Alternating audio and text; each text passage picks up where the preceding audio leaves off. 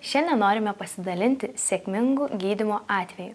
Pacientui atvykus į burnos higienos procedūrą mums yra labai svarbu susirinkti išsamią anamnezę apie jo bendrą sveikatą, naudojamus medikamentus, taip pat naudojamas burnos priežiūros priemonės bei žinoma, labai svarbu yra nusiskundimai.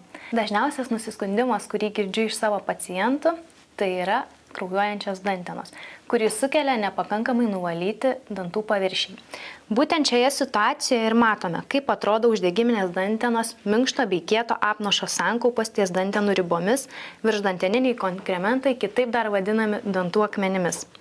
Tokiai situacijai stabilizuoti reikalingas profesionalios burnos higienos kursas. Dažnai pacientai nustemba, kai aš jiems pasakau, jog reikės atvykti dar kartą, norint tinkamai užbaigti procedūrą. Turime žinoti, jog norėdami tinkamai atlikti burnos higieną, turime duoti laiko dantenoms sugyti. Kaip ir matote šioje nuotraukoje, po pirmos burnos higienos procedūros dantenos vis dar yra paburkusios, kraujuoja, jos yra pacientui skausmingos. Norint šią situaciją suvaldyti, labai svarbu ir paciento darbas namuose. Šioje situacijoje matote, kokių puikių rezultatų galime pasiekti kartu su pacientu, nes jo indėlis į šį gydymą taip pat yra labai didelis.